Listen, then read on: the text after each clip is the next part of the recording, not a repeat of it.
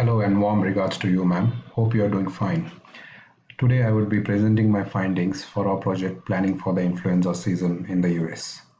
So as we all know that influenza is a very important cause of death in the United States. So there is a specific season for influenza wherein majority of the people they get infected, and the vulnerable population, especially the young and the older age groups like the older people above the age of 60 are more prone to influenza. These patients they develop serious complications and they need hospitalization. So the hospitals and the clinics need additional staff to adequately treat these patients. So our task was to analyze the data and come up with some insights which would be helpful to meet the staffing requirements. So the data that we examined was the data from the CDC, which was the influenza deaths data. And the second data was the population census data. Both these data sets were open to public data sets. And we analyzed this data, cleaned the data, and we developed certain insights. So the first insight that we looked out for was the seasonal trend in flu. So as we can see from this graph, from these two graphs, the number of deaths that have taken place in different states, for example, California, New York, Texas, etc. And the second chart, it shows the seasonal variation, like month-wise variation in influenza deaths. From this graph, from this chart, it is very clear that the number of deaths are the highest in the month of January and in the month of December. From January onwards, as the summer approaches, the number of deaths gradually start to decline. The number of deaths are the least in the months of June until September. And following September, in the month of October, the deaths they start to rise. And then they reach the peak in the month of December. So there is clearly a seasonal trend in influenza, wherein winter are the most severely hit months, especially December and January, and whereas the months of June, July, August, and September they record the least number of deaths. And in general, also we can see that the states like California, New York, Pennsylvania, all these states they have consistently recorded the highest number of deaths. So we've decided to further analyze this and to look into the demographic pattern or the demographic aspect of influenza. So our next slide is exactly that, the demographic aspect of influenza. We tested a hypothesis about whether there was a correlation between influenza deaths and the population. So from the scatter plots, we can clearly see that as the population goes on increasing, the number of deaths also increase. There is a direct, strong correlation between population and the number of influenza deaths that take place. One more interesting fact that we derived from the data was that there was also a very strong correlation between the population over 60, that is the old age population, and the deaths that take place due to influenza. As we can see, there is a strong positive correlation between these two variables. That is, as the population over 60 years of age goes on increasing, the number of deaths also increase. So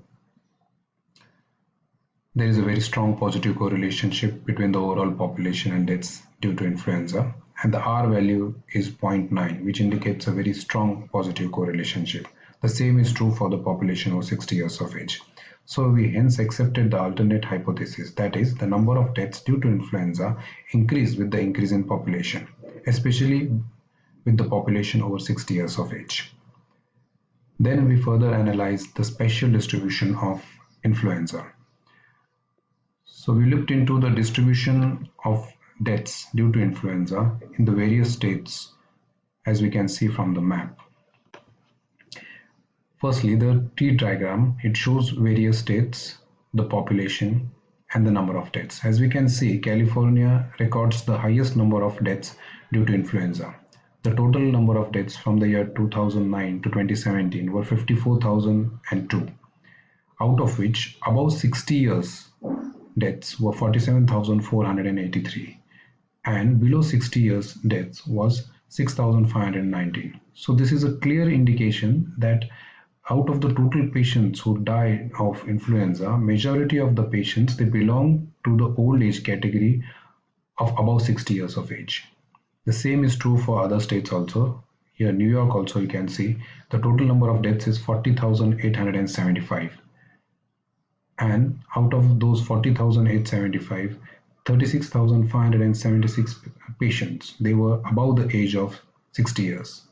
The same is true for Texas. The same is true for Pennsylvania. So one more fact that can be uncovered from this is that the states which are in the eastern parts of USA, like as you can see, the number of deaths, they are concentrated majorly in the eastern states as compared to the western and the northern states, except for California, of course. So this has to do with the population. Like the states which show dark blue color are the states which have a very high population, and the states which have lighter colors show lesser population. So from this also we can derive that the states which have high population have higher number of deaths due to influenza. States with lower populations have lower number of deaths. Also, the deaths due to influenza are concentrated more in the eastern states as compared to the western states. So as we can see from this spatial distribution, the trends are the states with higher population like California, New York, Texas, etc. have higher influenza mortality. Influenza deaths in the elderly population are also high in these states. It is evident from the map that the prevalence of deaths due to influenza are concentrated in the eastern states as compared to the western states. One more fact is that the eastern states, they show a very high density of population. So population density might also have a very important role to play in the turnout of influenza severity. But this needs to be further analyzed because we do not have the exact data for population density. We do have the data for the population as such, but we do not have the data for population density. So this needs to be further analyzed. So all in all, the insights that we develop from the entire analysis are as follows. Influenza has a seasonal trend. Deaths due to influenza are the highest in the winter months of December and January. Deaths due to influenza are the lowest in the months of July till September. They start to rise in the month of October. So October could be the month where we can take up some measures, some preventive measures, so that we cannot, so that we do not see the number of deaths increasing in the further months, the winter months.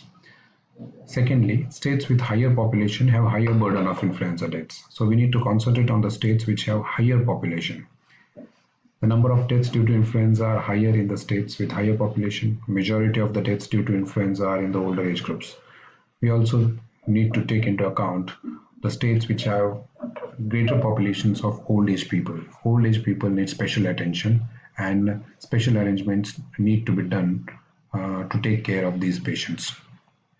Influenza deaths are higher in the eastern states as compared to the western states. This will help us in managing the staff and distributing the staff accordingly. Population density might also play an important role in severity of influenza. This needs to be further analyzed with some new data. So these insights would be helpful, I suppose, and this will definitely help us plan and allot necessary and essential amount of staff to the respective states. Thank you.